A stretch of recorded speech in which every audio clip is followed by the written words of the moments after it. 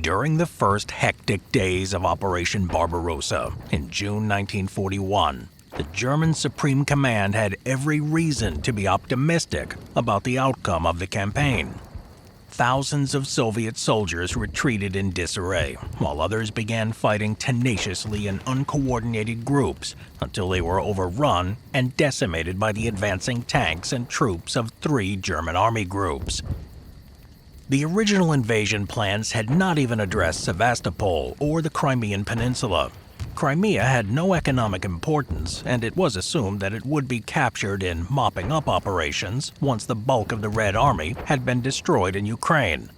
The fortress city of Sevastopol and the Soviet Black Sea Fleet were not expected to have any influence on German ground operations. However, in July, an event occurred that demonstrated the strategic importance of Crimea and the naval base at Sevastopol. On July 9, Soviet bombers took off from their bases in Crimea and carried out an air raid against the Romanian oil refineries at Ploiești. The first attack had very little effect, but on July 13, 6 bombers destroyed 9,000 tons of oil and left 1 refinery burning for 3 days. 8 more attacks were carried out in the following days, destroying another 2,000 tons of oil. The amount of fuel destroyed was enough to resupply every panzer division on the Eastern Front 5 times. In reaction to these attacks, Crimea suddenly found its way into the Wehrmacht's operational plans. On July 23, the German Supreme Command stipulated that the conquest of Ukraine, including the Crimean Peninsula, was now a priority mission. Seizing Crimea would eliminate the threat to Romanian oil supplies and deprive the Black Sea Fleet of a base from which the southern flank of the German forces could be threatened. The captured ports could then be used by the Germans to resupply troops in the south. Finally, Crimea's Kerch Peninsula was an alternative route to Taman and the Caucasus oil fields. Thus, the German 11th Army was assigned 2 diverging missions. The first was to push east along the coast of the Sea of Azov and pursue retreating Soviet forces in the direction of Rostov. The second, to break through into Crimea and seize the peninsula.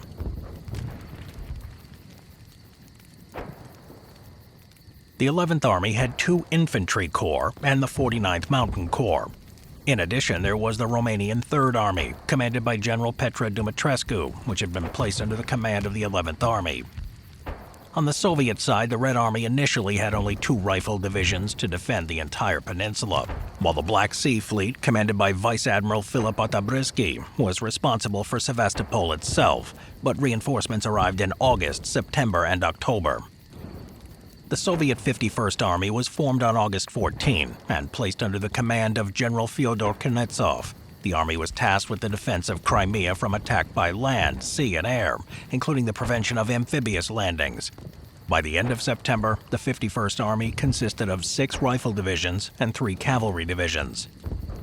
The Coastal Army was formed on July 18th and was ordered to defend Odessa for as long as possible to pin down enemy reinforcements on their way to Crimea. Soviet units were undermanned, poorly equipped, and troops were mostly raw recruits with minimal training and even less combat experience, while the German 11th Army was made up of mostly hardened veterans with 2 years of combat experience. On September 12, while the great battles were raging around Kyiv, another event occurred near Mykolaiv that had a profound effect on the future conquest of Crimea and the city of Sevastopol. Colonel General von Schobert, the respected commander of the 11th Army, met a soldier's death in action. While flying that morning with his pilot in a reconnaissance plane, they either encountered engine failure or were hit by ground fire and were forced to make an emergency landing. The plane landed on a field that turned out to be a minefield, killing both the general and his pilot.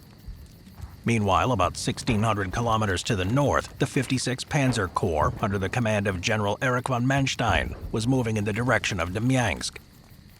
That evening, as Manstein was waiting for the situation reports of the day, he received a call from General Ernest Busch, commander of the 16th Army. General Busch read him an order that had just arrived from the Army High Command.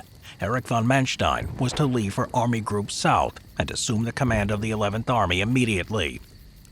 Manstein was, of course, proud and delighted to be selected to command an entire army, but he regretted leaving the brave officers and soldiers of his armored corps. There was no time allowed for home leave or even a transition of command. Manstein departed the next morning and arrived at Mykolaiv on September 17th, just as the 11th Army was in the process of crossing the Dnieper. In 1955, after spending 4 years in prison for war crimes, Manstein published his memoirs entitled Lost Victories. His book includes an account of the operations in Crimea and the siege of Sevastopol. It's written in an even-toned style, devoid of anything more than strategic objectives and general details, and in it, he makes no boastful claims. This is not the case with other writers. Historians usually describe Manstein as a master strategist or Germany's greatest general, while his campaign in Crimea is described as a triumph. Are these true and fair accounts of Manstein? Was the final outcome of the siege of Sevastopol worthy of being called a triumph, or was it one of his lost victories? A great military leader wins a great victory through extraordinary or unexpected means. The campaigns in Poland and France, for instance, or the encirclement of vast Soviet armies in 1941, certainly were great victories. But the siege of Sevastopol turned into a meter-by-meter battle of annihilation, with massive bombardments followed by frontal infantry assaults. The invasion of Crimea began with the assault on the Perekop Isthmus, which was about 9 kilometers wide and the widest entry point to the peninsula. To the east of Perekop, the Konhar Isthmus and the Arabat Spit were easily defensible narrow strips of land. In early September, the Soviet 51st Army lost contact with the 9th and 18th Armies and had no idea what was happening to the north. Reconnaissance patrols spotted the first German troops and decided to attack first. It was a minor skirmish, but the Germans were caught by surprise. On September 11th, the day before the 11th Army was rocked by the death of its commander, the Germans launched the first probing attacks north of Perekop. Further east, the 22nd Infantry Division captured Salkov on September 15th, while the 1st SS Division headed towards Heinchesk. Both divisions were soon stopped by gunboats and air attacks. According to German records, half of the Soviet 276th Rifle Division that was defending this area was either killed or captured. At Salkov, the Germans also captured a train supply with trucks, anti-aircraft guns, and large quantities of ammunition. Meanwhile, at the Perekop Isthmus, the German reconnaissance patrols withdrew when they encountered the first enemy fortifications. Soviet prisoners described to them the defenses, and they decided that they were too strong to attack at that time. Manstein's initial plan was to break through into Crimea using his infantry divisions, and then send the motorized 1st SS Division to seize Sevastopol in a surprise thrust, while the 49th Mountain Corps would reach Kerch, from where it could advance into the Caucasus. Now I am become death, the destroyer of worlds. Пострел!